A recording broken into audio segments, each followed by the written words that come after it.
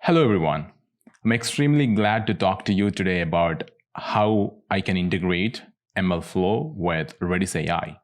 MLflow being the market leader for lifecycle management tools, RedisAI being one of the most performant deep learning runtime.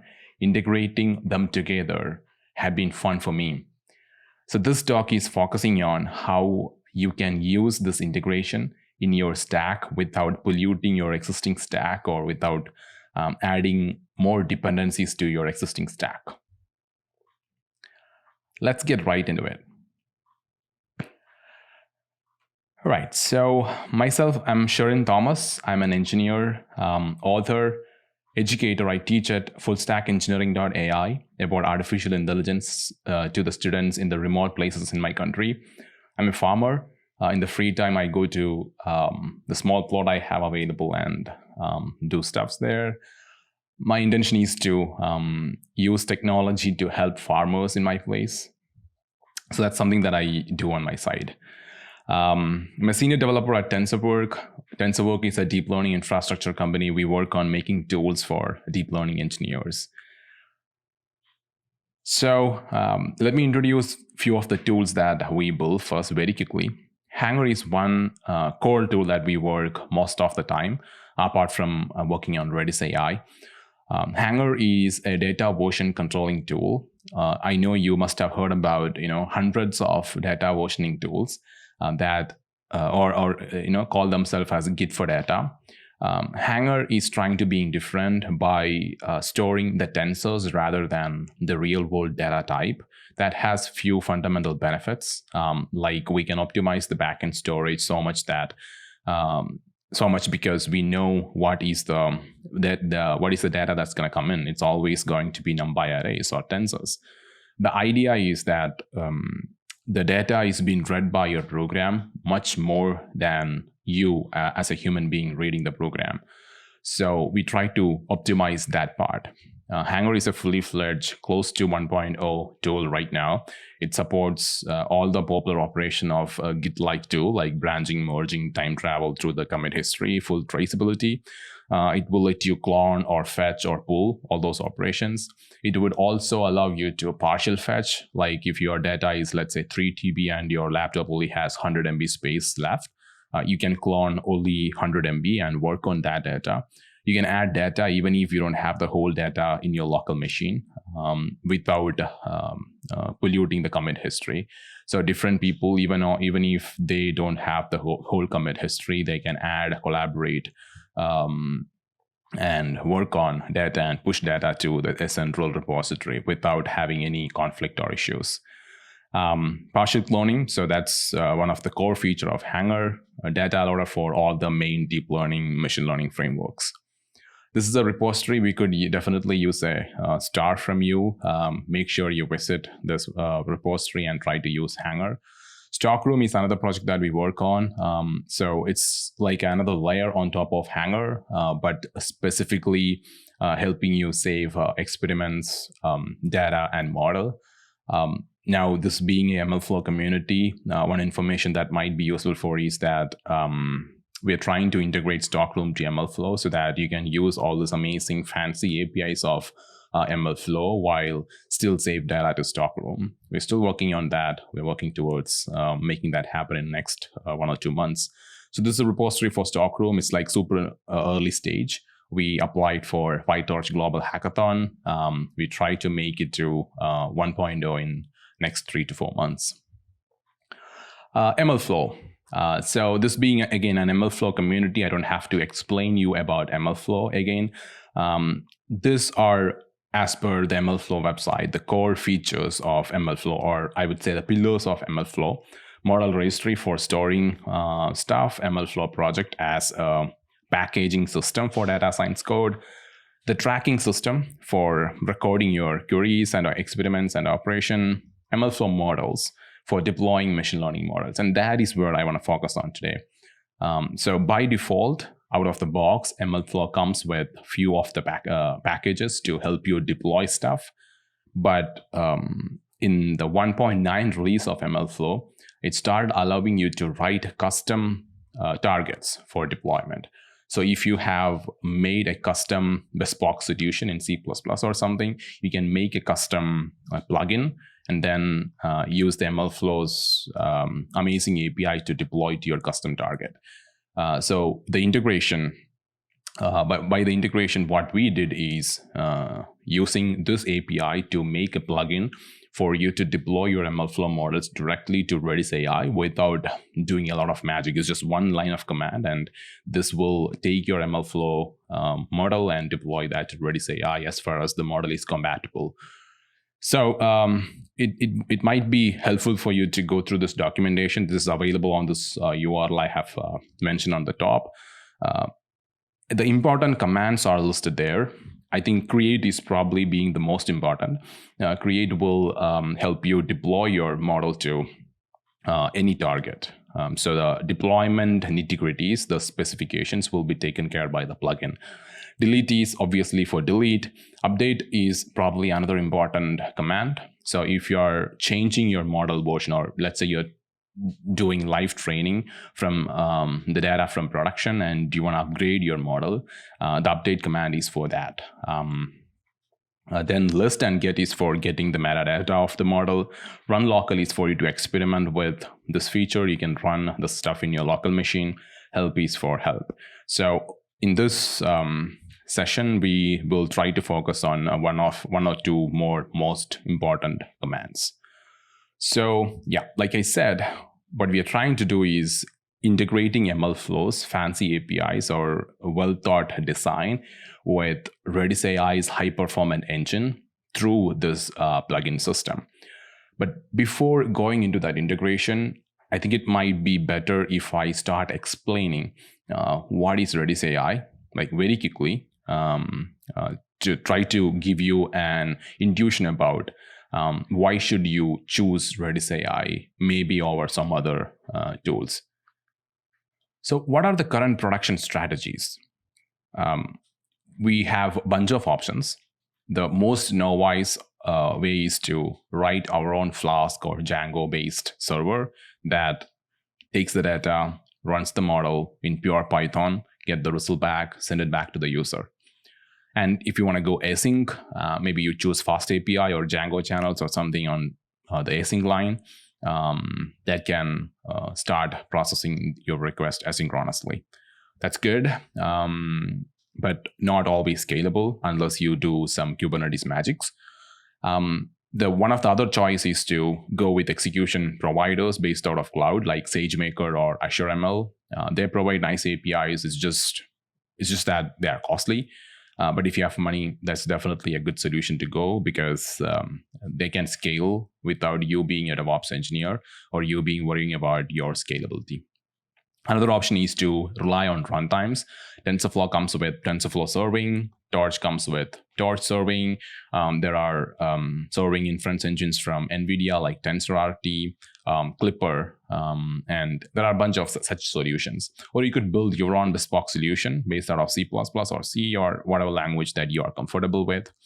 You can Kubernetesize all of this and make sure you scale. It's just that you need to have a bunch of DevOps folks in your team, hardcore DevOps folks who understand how to scale the system for your need to, thousands or millions or billions of requests. Depends on what you need. What exactly is the production requirement? So like you see in that GIF, the Tetris game, you need to be carefully make a decision about how something new is being introducing to the stack, right? So that's sort of risky. So you must fit the existing tech stack. Otherwise, you are running the risk of adding something extra to the stack. It should run anywhere, any size. Sometimes you would be running an edge device. I mean, when somebody builds a production strategy, production tool, they need to take care of that system to run on big machines or something like a DGX station or maybe on Raspberry Pi or Jetson Nano. It should be able to run on different type of devices. If you have composability, if you're composing multiple models, let's say you're doing A/B testing where you need to compose two models to take from the same input, things like that should be possible. It should try to limit the amount of moving part and the moving data. because data is costly. If you have to move the data around, that's going to cost you a lot. It must use the resources effectively. So these are the production requirements. Some of the production requirements you might have more, but these are probably the most popular one. Here I like to introduce RedisAI. RedisAI is a Redis module that let you have tensor as a data type. If you know Redis already, this is an easy slide for you. But if you don't know Redis already, Redis is an in-memory caching system or in-memory database that supports a few data types by default, like in float, double, list, etc. But what RedisAI does is it introduces a new data type called tensor. So now with RedisAI, you can store or cache tensors directly in Redis data store. Earlier, people used to pickle or serialize the tensors and store the serialized form. But now that you can rely on RedisAI for caching the tensors. Another benefit with RedisAI, or another thing that RedisAI introduces, is that it makes Redis a deep learning execution engine, and it could help you run on CPU or GPU. So it essentially turns Redis, the good old Redis, into a fully fledged deep learning runtime while still being Redis. So you get all the benefits of Redis, like its scalability, its performance, its reliability, everything for free. But still, you get the more benefit of your system being a deep learning engine plus tensor as a data type. So with the RedisAI being in the picture, this is a typical diagram that explains what RedisAI does. So right now it has PyTorch, TensorFlow, and ONNX backend. TensorFlow Lite is another backend that we support. You have a new data type tensor that could go into your RedisAI. There is something called Tor script. You will see this in the demonstration. It could run on CPU, GPU. It can clusterize your machine, or you can build up a master replica so that you have a fault tolerance. Where to get it? You can go to redisai.io. That's the homepage of RedisAI. github.com/redisai/redisai for the code.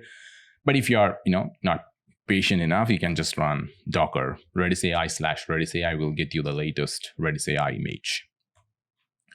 Replication is currently made possible by having a master replica system or a cluster. So you can spin up clusters, cluster with a lot of nodes, and Redis will take care of handling the load, handling the cluster channeling, etc.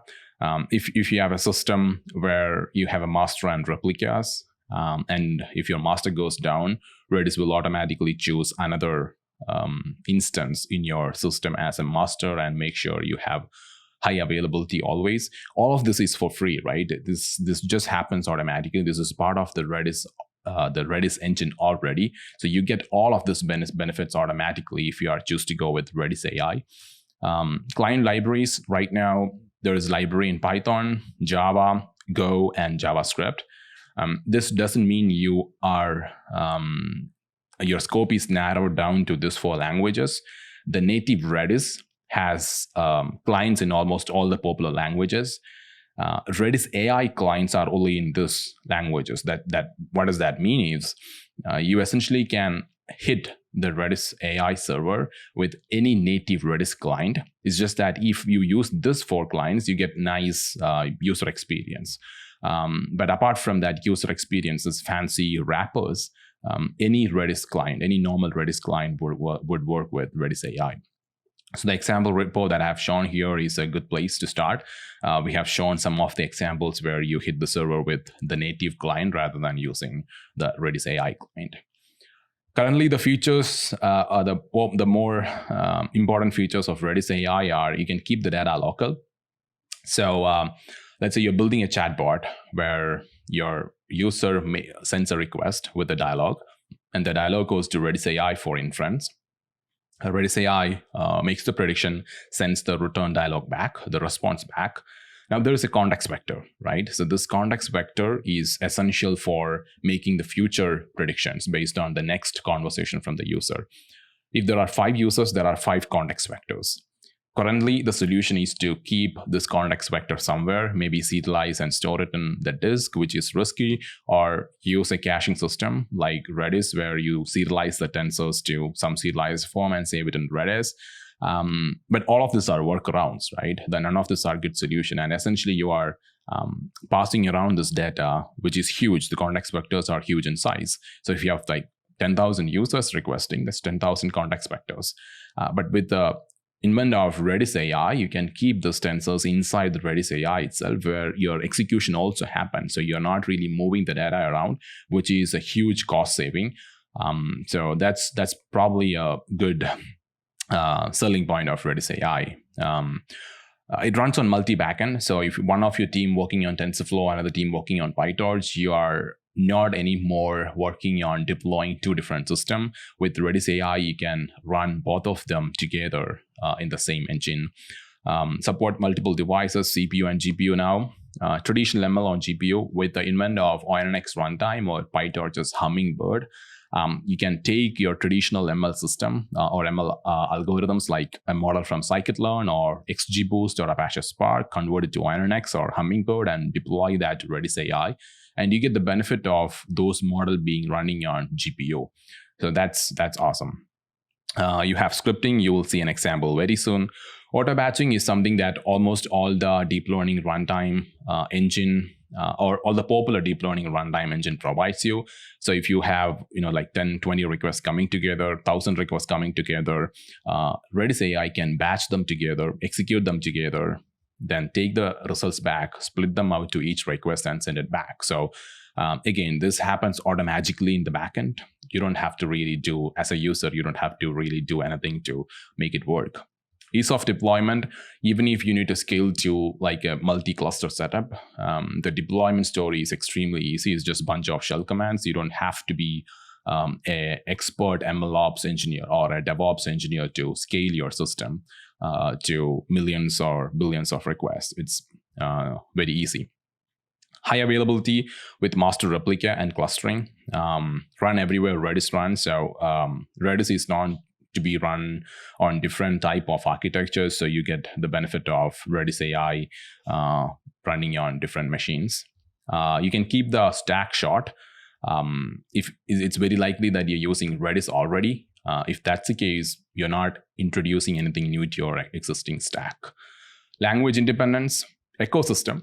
So Redis has a lot of tools in this ecosystem already. Like if you have a stream of data coming in, you can use Redis stream to take that, then push that to RedisAI, take the prediction, push the output to another stream and push it to the user. So or tools like Redis graphs, like all the tools in the Redis ecosystem is already in your in front of you to start using it. DAG and parallel execution. So if you have like multiple models running in a pipeline, or like I said in the previous slide, if you have like an A/B testing setup where your data comes and you have two models running in production live, then you take the data output from both models and one goes to testing and one goes as an output to the user. Especially, let's say in an A/B testing setup, both models run independently. It does not have a single dependent. It does not have dependency. So both models can run in parallel. So all of this will happen automatically. So RedisAI compile your execution commands to a single DAG and look for optimization options, and then optimize it to run on different machines. So some of the features we're still working on some of them, but RedisAI is currently equipped with all the cool features that you can use to start using RedisAI. There are more coming into the RedisAI's ecosystem. We're trying to build more features to make your life easier. So this is the integration plugin that I have been talking about. So if you want to integrate MLflow and RedisAI, this is the plugin that you need to install. Pip install MLflow_RedisAI will install this package, and then you can start using RedisAI as the target system for your MLflow model. So now that you understand MLflow, which you already knew, and I think I have given you a basic understanding of RedisAI, let me show you how this can be done. So the command would be like this. MLflow deployments create -t RedisAI. So -t RedisAI will pick up that particular plugin, and then everything comes after that will go to that plugin, and the plugin utilizes information to make the deployment. So in this particular example, --name ResNet. So ResNet would be the RedisAI key where the model is deployed.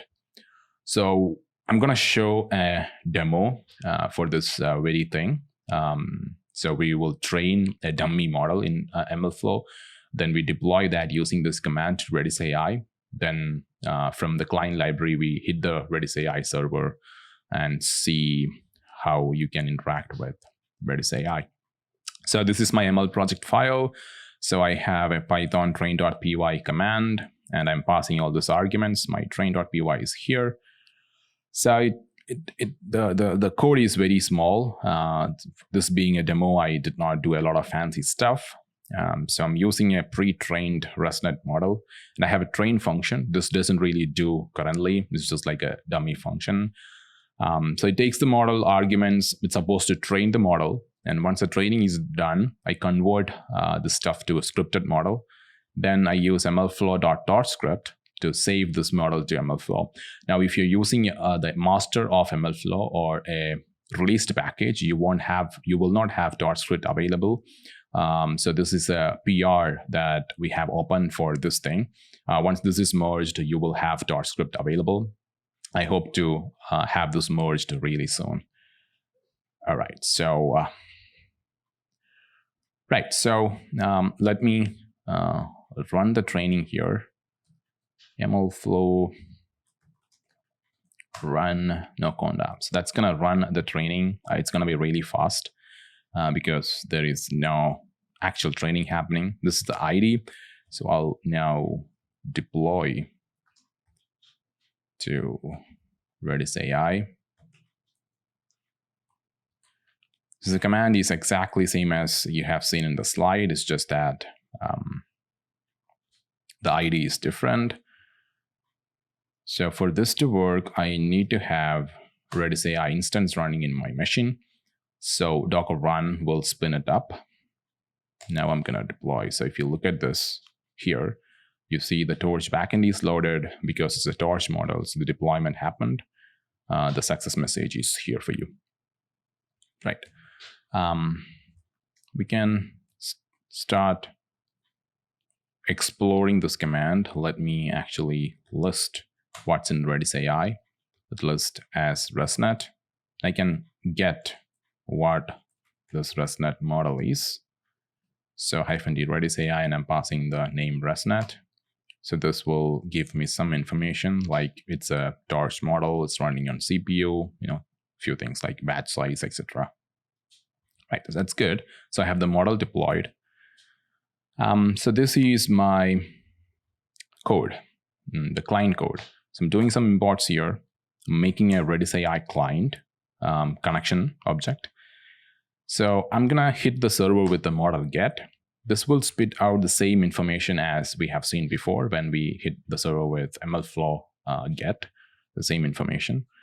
Let me run the example. I'm gonna open this cat image. I have this here. So I have two functions, a pre-process and a post-process function. Those functions are essentially, the pre-process function will take the image and do the normalization and all those pre-process stuff that required for the model. Post-process will take the prediction probability and do an argmax, nothing else. So I have those two functions. Here, so I'm converting that object to a NumPy array and then calling pre-process on that image. The first thing that I'm going to do with that image is I'm going to tensor set. So tensor set will set the tensor in RedisAI. Then I have a model run. Model run take the model key, input as input key. So the input is being something that I have set with tensor set. The output will be set to prediction or pred. Then the final line, I'll take that prediction back in TensorGet. So I have that in the prediction variable. That prediction variable will go to post-process, and then I print the output to the screen. So that's tabby cat. Right, so this whole pipeline, this thing that looks like a DAG, like a pipeline, right? So I can utilize RedisAI's DAG feature here. So if you look at these commands, these are exactly similar to these 3 commands. So I have 3 of them here. The only difference is that it starts with the DAG and it ends with the run. So what DAG does is it gets you the result of each of this command inside a DAG, and that's why I have the length of the result is 3. But what I am focusing on, or what I want to fetch, is only the result of the last one, which is something that I could get with -1 as the index. So I'll replace this with this.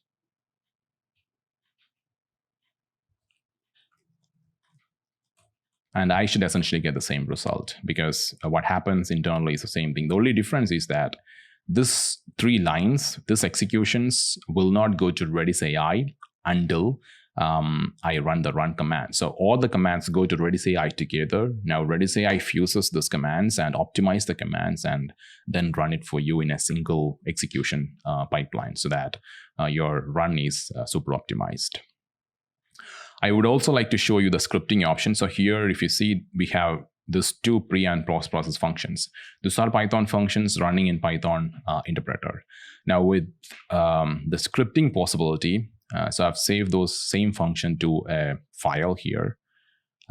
And in the demo here, I'm reading that function to a script variable, and I'm setting that script. So there's a script set command. I'm setting that to a key. Then I'm running a script get here. So I get that same command, the same code, right? So you see that string here, that whole file, the string from that file.